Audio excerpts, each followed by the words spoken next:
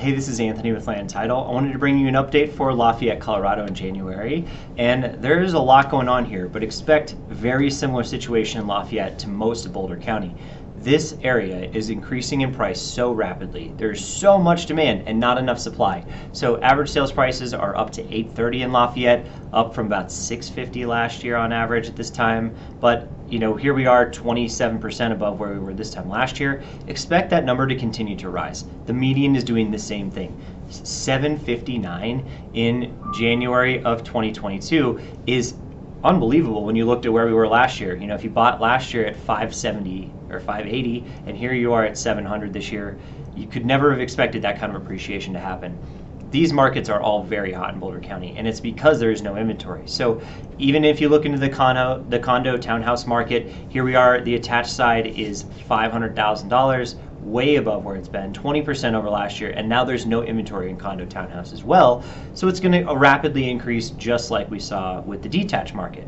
If you go into the average price per square foot, you can see that Lafayette is kind of laddering down a little bit cheaper the farther east you go, but we're still a very expensive market, $317 per square foot, shortly behind somewhere like Lafayette, and a little bit more expensive than somewhere like Erie. So the farther you go east, the cheaper it gets to build these homes, price per square foot, and building costs are rising, right? So they're going to continue to increase, and you're going to continue to see that increase through the next year.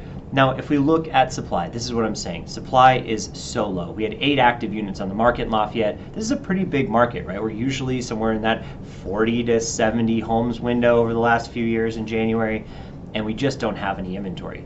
New listings coming on the market, though, is a really good sign. It should continue to trend just like we have over the last few years. So that May to October window has just so many listings coming on the market that if you're a buyer, just stay with it, stay active, stay engaged, and you can definitely get something under contract this year. Here's the real thing. More pendings are going off the market, they're going under contract, than homes that are going on the market. And what that means is that supply line is still shrinking. We're at 0.2 months of inventory, which is a matter of a few days, not even a week. And that creates this shortage that you're all feeling. So it creates bidding wars, it creates all of the tension in the marketplace that you feel. Now, if you go to the average days in the MLS, this is going to drive down from now where it's at 33 days in the MLS, that means active to sold, so basically a whole contract period plus a couple of days, to where you expect to be in that spring time frame, somewhere around 10, right? 10 to 15 days. That is very, very tight. So work with your lenders to make sure you can move quickly. That is going to help you win offers.